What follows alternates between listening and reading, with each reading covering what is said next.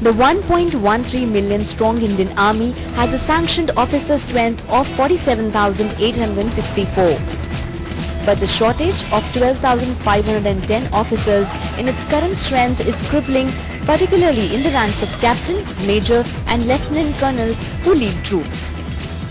As a result, the Army's fighting battalions have to make do with just a third of their sanctioned strength.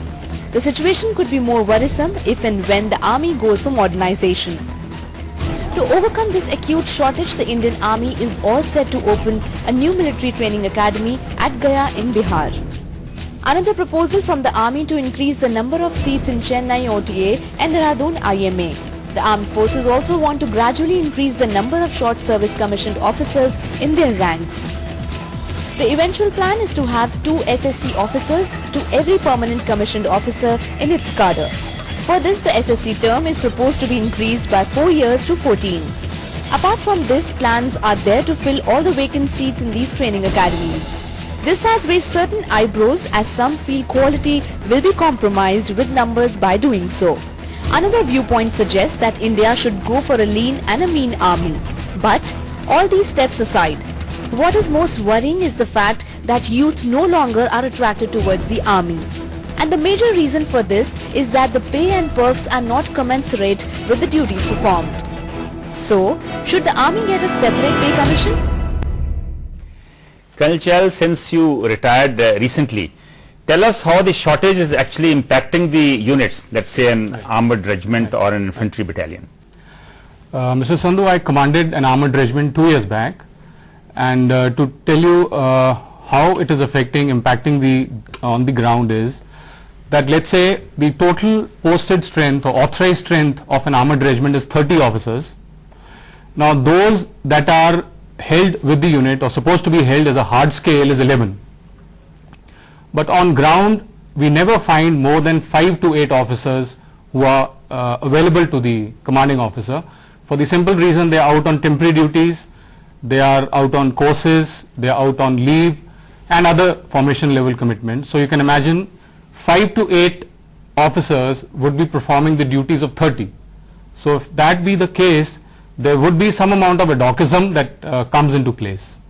So the adhocism that comes into place affects facets like the man management. You cannot look after the aspirations of the troops so well, and because of which the officer-man relationship is also getting affected to some extent. The maintenance of the equipment and the proper upkeep of the warlike stores is also getting affected. Most importantly, it is the training of troops which is getting affected, because you do not have permanent appointments looking after those responsibilities. But Colonel Chahal, the MOD is claiming that there has been some improvement. They feel that in the last 1 year they have been able to make up on the shortfall by close to 300 officers. Is that visible on ground? See, in the previous 1 year there are a number of units that have been raised. There are a couple of formation headquarters which are being raised, so which would have actually absorbed some of these officers which have been additionally given. This impact possibly will be seen over a couple of years to come, maybe 3 to 4 years, may not be immediately visible on ground today. Colonel Ashokan, how serious was the situation when you were serving, which was a couple of years ago? Yeah, sir, I retired in 2005. So I have been trained as a missile man in air defense, and from the beginning itself our unit equipments are quite huge and it's a big paraphernalia. We supposed to be having around 30 officers. We used to work with 7-8 officers. Exactly same what Colonel Chahal has mentioned, and again the same problems we also faced, rather maybe little more acute, because we had to go for extensive training outside because of the missile system which has come new to India. So we had a real tough time. In fact, we had been working as battery commanders with 2-year service, which is supposed to be by a major of 14-year service that time. Actually, this is another issue. You mean something which ought to be done by a person with 14 years experience is being done by an officer of 2 to 3 years? Definitely now, not even 2 years. Now you will find in units officers are working with even 6 months service as battery commanders. Your view, will OTA in Gaya help, especially when the OTA in Madras is not getting enough cadets? Sir, I agree with Colonel Graver. At the same time, there could be one option, because there are a lot of engineering students are now ready to come to armed forces, because there's a common recession in the market, in the corporate world. And you know the situation now, lakhs of engineers are getting churned out from private colleges. They don't have any job. I find engineers are ready to work for 15,000 rupees. Now we find, at least in my institute and in the environment, there are a lot of engineering students are taking keen interest to join armed forces, maybe because it's a very good job option, not because of patriotism. Okay. But at the same time, if we, harness this, this welcoming gesture of the engineers, I think we can fill up Gaya. That's what OTA Gaya says. Well, Chal, what is your reaction to the new OTA in Gaya? I would also like to say that if OTA Madras is not really getting filled up completely, so it may not be a right step in the direction wherein we are asking for more short service officers to come into an academy which is already going undersubscribed. I mean, number of people are not reporting to join up over there. So I think we got to either make the option more lucrative, or have another option like the technical entry people joining up over there, and make it better, rather than making it short service, make it a permanent entry. But Chal, I think there is also a proposal that all those who apply for technical arms, and if they don't get selected there, they'll be given the option to go in for the non-technical arms. Yes. Is that a positive thing? I think that's a very positive thing, because then if a person who's got recommended for a technical arm and is not making it in the merit, he would have a good chance of now getting recommended into a non-technical arm, and we'll have a wider base. Sir, I'll add a point here, yes. Because now what is happening, sir, is in the engineering entry scheme, the vacancies are very less, because the streams are very limited, like electronics engineers. So because of this, if you add up the vacancies, then probably you will be able to take more intake. Okay. That's because you will find that there are a lot of boys are getting selected, girls are getting selected in the merit, but they're not making into the vacancies. So the selected lot can be taken to Gayas. Well, Colonel Ashokan, it has also been announced that to make up on the shortage, all vacancies in the training academies, including the NDA, the IMA, and the OTA, they will all be fully filled up. Now, how are they going to do that? I mean, are they going to lower the bar? Sir, I personally feel lowering the bar is not an option, because after all, what are we looking at? We are looking at leaders who have got the core qualities to lead our troops in war and in a matter of stress. But seeing the conditions today, we even tried before. When I was there in the selection board, there was a very very strong school of thought that we must slightly reduce the bar of selection. But then we ourselves realized that it is it's an action in folly, because it is not going to give us the right leadership. So we as a So were the standards lowered at any point of time when you were serving? It was not exactly lowered. We were thinking in those lines, is it a possible option? But then we realized as a selectors, as a collective brain, we decided it's not the right option to do, because if we do that, then the whole quality of the officers who have to lead this country is going to go down. Kalchal, what is your view on maybe filling up the vacancies by lowering the bar a little bit? I completely agree with Colonel Ashokan. In fact, we were both together in the selection center at that point when this proposal had come through.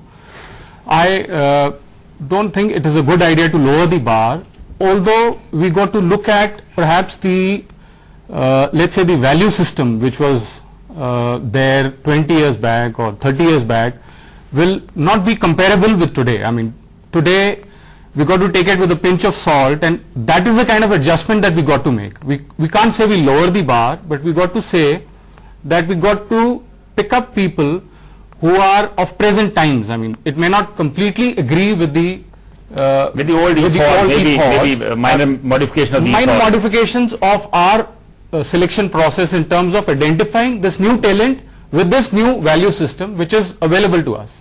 Sir, I need to add Yes, one point. yes. I really want to do that. Because of the political system today, we got enough leaders every day talking about nationalism, patriotism. I would like to ask today, sir, is there one single boy of any politician in the army today? I don't find even a single chap. We got a lot of leaders, young leaders, telling everything about patriotism and nationalism, and I find not a single boy or a girl of a Colonel Shogun, I politician don't in the think armed that can forces. be done unless, of course, we go in for conscription. So what is the message we are giving as a nation? What is the message we are giving? And we want the neighbor's son to join the armed forces, not my son. I would like to ask this question, sir. Kalchal, what is your opinion? Are these pay commissions good enough, or do you need a separate pay commission for the armed forces? I would say that the 6th pay commission was a very, very fair one. I mean, we got a fair due. But like Jan Gariwal has just brought out, that it would be better to highlight the major issues, the problem areas, the aspirations of the people in uniform better if we had a separate pay commission. That would only be the reason, not otherwise that the pay commission which recently gave us a fair deal. I think there's no problems in the army as of now. Right. Colonel Ashokan, will opening up more arms and more defense services to women help? Will that help make up the shortfall in the armed forces? Sir, it will definitely help. There is no doubt about it.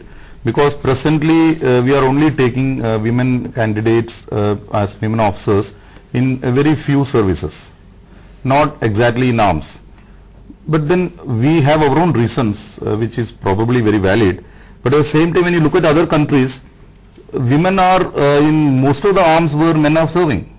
So if we open up and we give the right kind of environment for the women candidates to serve as officers, I think to some extent the shortage can be filled up, because we find in the last 5 years women motivated to join army, who comes for even training to us, they are highly motivated or highly focused.